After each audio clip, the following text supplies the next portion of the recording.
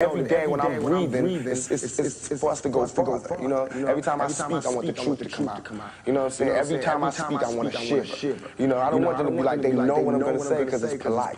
They know what I'm going to say. And even if I get in trouble, you know what I'm saying? That ain't that what we're supposed to do? I'm not saying I'm going to rule the world or I'm going to change the world, but I guarantee that I will spark the brain that will change the world. And that's our job, is to spark somebody else watching us. We might not be the ones, but let's not be selfish, and because we're not going to change the world, let's not talk about how we should change. I don't know how to change, but I know if I keep talking about how dirty it is out here, somebody going to clean it up. And now he's been promoted. His job, principal. What's going on? What's going on? What's going on? Welcome to Uche Njoku, Sneaker Principal. Welcome to the Sneaker Principal Podcast. It is June 1st, 2022. And this is the final month in our school year begins here in New York City. And this is when things get a little crazy. Prom and graduation and wrapping up the school year and exams and things of that nature. Some of you who are in education, you know exactly what I'm talking about. This is the time of crazy. But this is what we signed up for. Those of you who are joining me right now, I want to welcome all of you. If you're on Instagram, welcome. Thank you so much for joining me this evening. If you're on TikTok, same thing. Actually, no, Instagram and TikTok. If you're on YouTube, you're probably wondering what's going on here. So, of course, those of you who know me, have been following me, you know that I'm constantly tinkering with technology. So right now what you're seeing is me on Ecamm Live on YouTube. But however, again, I got to make sure I have this right. To my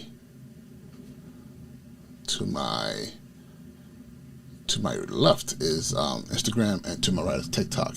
So just experimenting, you know. As those of you know, I'm always trying to find a way to how to harness technology in the best way possible. And often what happens is I'm trying to, you know, engage my followers on both platforms, and it's hard to do because as of right now, Ecamm Live does not allow me to stream to either of those platforms. I mean, you can, but it's just too much OBS and third-party apps. So my question is, what can I do? So what I'm doing right now, I'm using 2 iPhones to stream, that's actually connected into my stream, Ecamm, hardwired in, and then those of you on YouTube can see the engagement on both ends. It's kind of hard to read. One thing you can't really do if you're watching is read the if there's any content. So if I increase the screen this way and that way, it becomes interesting, because what you're now seeing is literally 3 of me on the screen. But nonetheless, those of you who are on the podcast are probably wondering what's going on here. Well, if you want to see, you would have to go on YouTube, Sneaker Principal, or any other platforms that I'm on, Sneaker Principal, and you'll be able to see what I'm talking about. But this evening, what I want to talk about really, really quick is something that's been on my mind as of late. There's been all these articles out there about the teacher shortage, you know, this exodus of teachers from education. And it's something that, of course, as an educator, as a school leader, I am experiencing firsthand. The fact that people walking away from the profession. The pandemic had a huge hand in it. But I also think the evolution of education and what that looks like for teachers and schools and all the things you have to deal with, it's making it very hard for people to even stay or even find it lucrative. In some places, just the pay the teachers get is so low that it literally is a devalue to the profession. So people are opting to walk away. But there's also a group of people out there who are deeply involved in education, who are struggling as well. And that's our administrators, or principals, and assistant principals. That's something that's also happening. People in those roles are starting to question whether or not it's worth it. So this evening, what I did was, I was thinking about this earlier today. I was having a conversation with someone, and then this evening I was like, let me go on, let me just do some Googling and see what I can find out there, because there's a lot of information out there about why teachers are leaving the profession. But I was like, let me see what's going on with principals. Is there any research out there, any work out there? And there's some things. So I'm going to tell you, I'm a lazy Googler unless I'm really like super into what I'm looking for. So what I do is I Google something and I just kind of like surf it. I surf the page. So I just typed in, why are principals leaving the profession? I typed it right before I logged on live. And a couple of things that came up. I went straight to the first article that I find on here. It says here, I think this is from EdWeekly or edweek.org. It says, besides the new challenges that have emerged in the last 2 years, principals surveyed reported that more commonly, non-factors like heavy workload and state accountability measures are most likely to cause them to leave the profession. The consequences of loss of experience principals cannot be understated. And some people might be like, okay, what do you mean heavy workload? And I just lost the gram. I'm sorry. So I'm gonna take the gram off the screen then, and I'm gonna shrink TikTok. So those of you who are in TikTok, I'm still here. That's my fault. I didn't fully charge my other iPhone, so I thought the data line would keep it charged, but it didn't. It's so it is what it is. But here it's saying the consequences. I mean, one of the biggest issues here we're looking at is heavy workload and state accountability measures. And I cannot understate the workload. Cannot be understated. From first-hand experience, I love what I do. Let's start from there. But the profession itself, even in the 6 years that I've been a principal in 2 different schools, the work has shifted tremendously towards a lot of compliance and issues that are more legalistic than they are really about engaging students in their learning. And it's just the nature of the world we're in right now.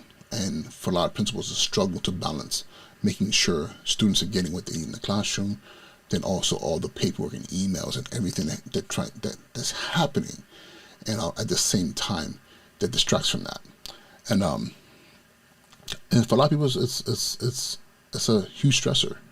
I often wake up in the morning and the first thing I do is I go to my phone and I'm checking, okay, who's not here today? Who's not going to be at school today? Then also, by the time I get to work, I'm going to go into my emails.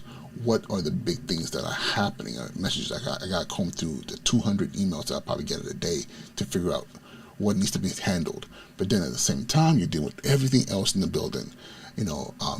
From student needs to teacher needs to general building needs and family needs and all these different things, all happening at the same time. And I'm fortunate to have 3 APs, and we're stressed stressed all the way. And I can only imagine what it's like to be a principal by yourself in your building, or maybe you might only have one assistant principal. And I don't care what size your school is, it's still a lot of work that is put on your shoulders as a school leader. And I can imagine for a lot of people, it's a struggle. It's just a huge struggle to stay in the profession, knowing that that it's probably not going to get any better anytime soon. So, and then the state accountability. If you're not doing what you need to do in your school, guess what? The state comes in, they're constantly going to measure you, and if you're not meeting matrices that are set for you, then school could lose money, school could be shut down, or you can just lose your job. So that's another huge stressor. And it doesn't matter how your kids came to you. It just matters how much progress your kids are making. So imagine having a school where the kids are coming in at grade level. Their growth and progress is probably going to be much easier than a school where maybe kids are 2 or 3 or 4 years behind. And I've seen this. And then you're here trying to make movement, but you have to make so much more movement than a school that might only be a year behind or at grade level to get your kids to par. And often the matrices that are used by the state are tough. They're tough and do not take into accountability the steps that need to happen, or the amount of ground that needs to be covered to get kids up to par. So that's a huge stressor. The other thing too I'm noticing here is in Google, and I love the people also ask section. So here's some common questions. Why do principals leave the profession? And some of this is repetitive, but I'm going to kind of like go over it again. It says heavy workload, accountability measures, and time spent on compliance requirements were the top reasons that would make principals consider resigning. And that was 2021. And that was from an article, districtadministration.com, mass exodus, COVID, politics may spark wave of principals resigning, I think. The other one question here is there a principal shortage? Which is interesting. This is from NASSP, and the title is Principal Shortage. It says here, the little blurb. As a result, many school districts across the country report principal vacancies and a serious lack of qualified applicants to replace them. The demand for employment of elementary, middle, and high school principals will grow 6% nationwide by the year 2022 due to population increases. So that's crazy. So we're already expecting an increase in demand of principals, meaning that we need more schools and more buildings and more spaces because of just the growth population increase, period. But then we're losing principals as well, potentially. So not only do you need new principals who are probably going to be newer into the game, but you're also losing veteran principals. So, how much support are the newer principals going to need to have to be successful at the job as compared to veteran teachers who often these days are not even at retirement age. They're just saying, you know what, I'm going to go do something else. And people have to realize that teachers and principals, these are some of the most educated people. If you're a principal, typically you have at least a bachelor's degree and a minimum 2 master's degrees, at least in New York State. And there's a huge trend towards people getting a doctorate. So you have people who are educated enough to do other things if they choose to. And not only that, people who actually kind of like school, so they have no problem going back and being retrained for something. So it's definitely an issue that needs to be thought about. This potential fleeing or even current fleeing of principals from the profession.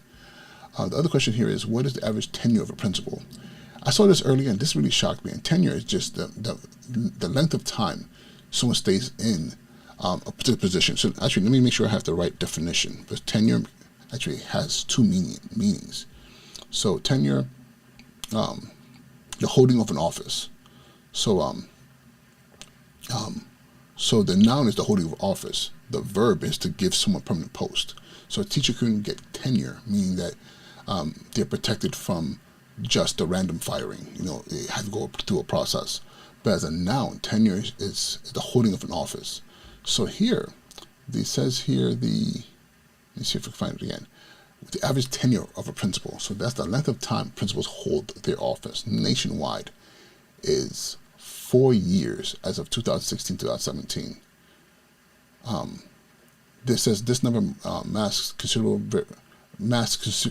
variation, with 35% of principals being at their schools for less than 2 years, and only 11% of principals being at their schools for 10 years or more. That's crazy. I mean, even though it's from 2016, this says here that 35% of principals stay at the job or at their schools for less than 2 years.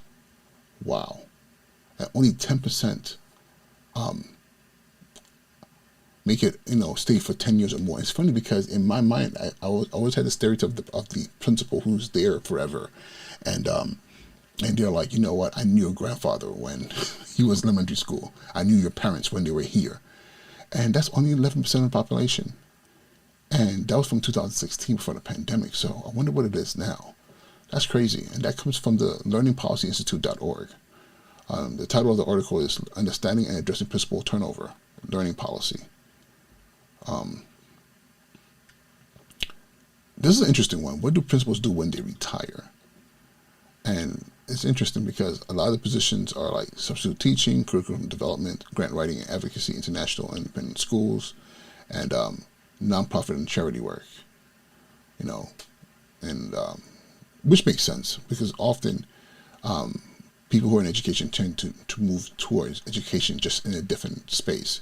And as a school leader, as a principal, that market of space for the market for your unique skills outside of education is it's hard. Because I've thought about that. What are the kind of jobs principals can do without additional training? and without leaning on their previous skill sets.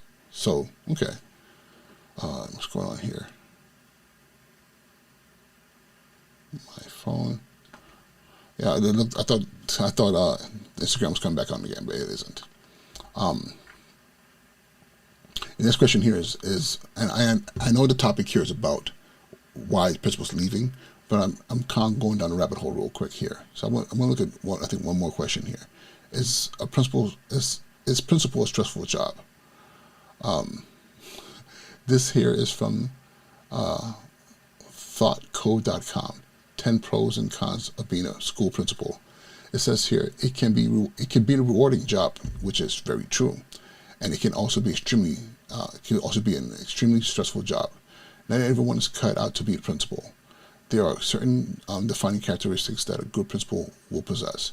If you're thinking of becoming a principal, it is crucial that you weigh all the pros and cons that come with the job, and that is very true.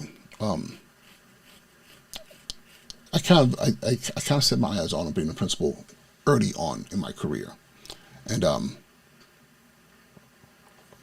it's interesting because and honestly it was like my first year. I want to say it was like my first year that I was like, okay, I'm going to be a principal. Yes, I want to do this, and I was a first year teacher, and 7 years later, and I was an assistant principal, and by my 11th year, I was a principal. And I was fortunate to have had really strong, good leaders, with me who guided me through the process towards becoming a school leader. But at the same time, the stress levels that I saw in my mentors who were principals was ridiculous. I saw people who have ulcers and heart attacks and all kinds of physical ailments because handling the day-to-day of a school can be insane.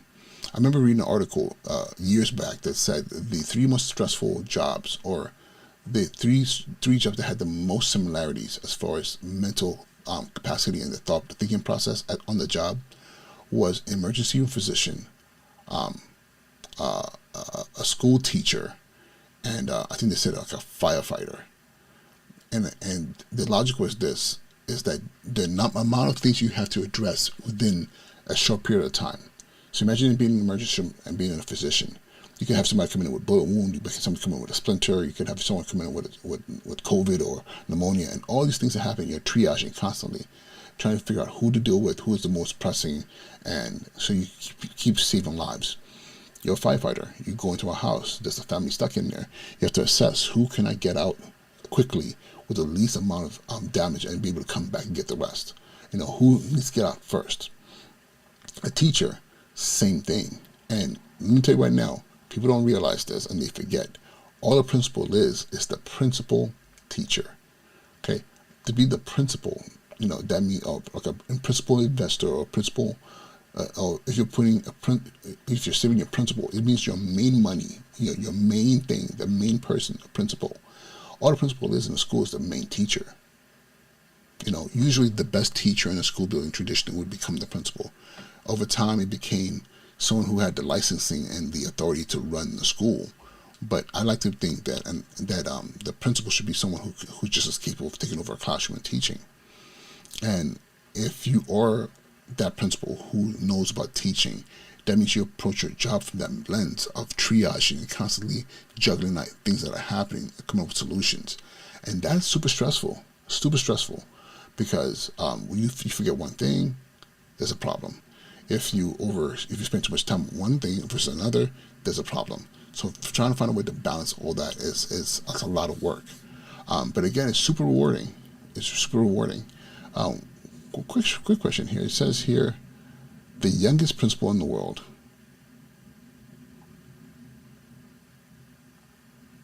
I don't think this has to do with school principal. It says the youngest principal in the world was Dan Heron's birth date, February 29, 1972, makes him the youngest principal ever at 10 years old.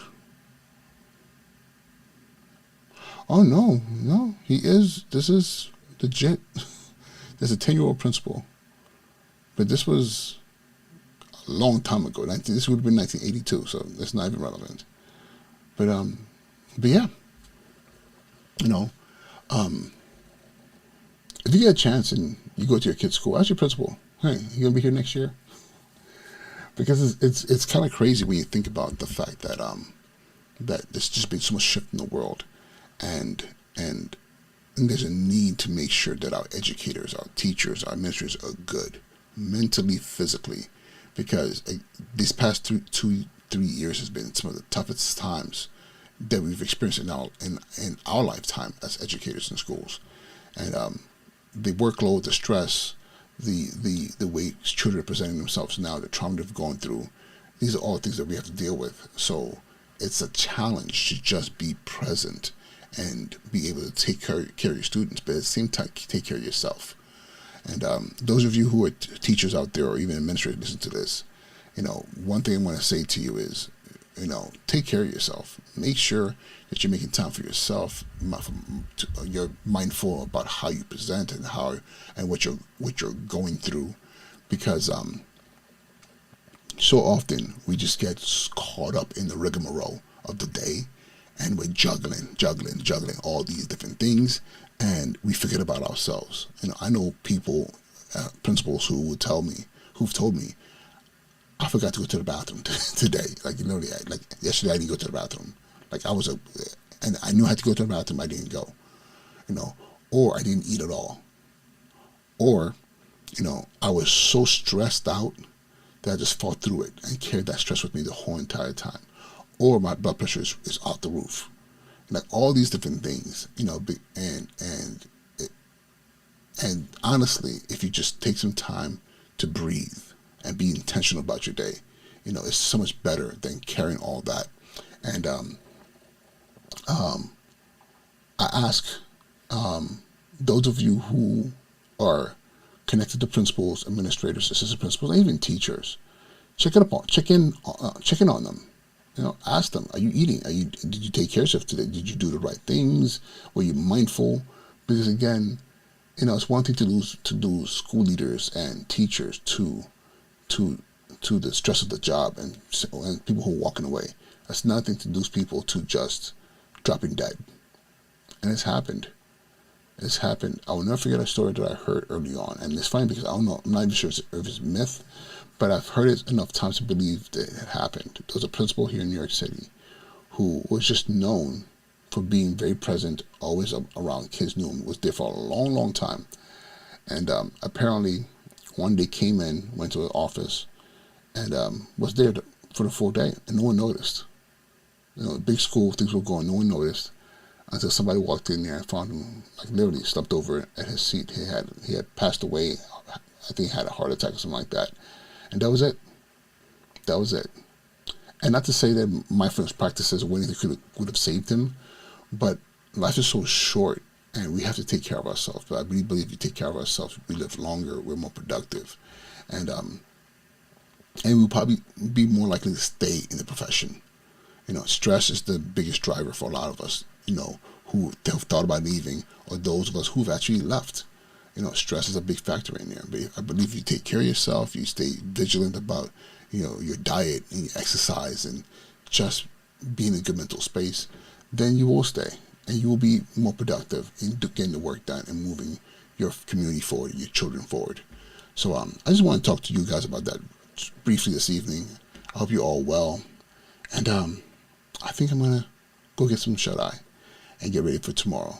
So with that being said, be well, be safe, and I'll talk to you guys soon. All right, peace.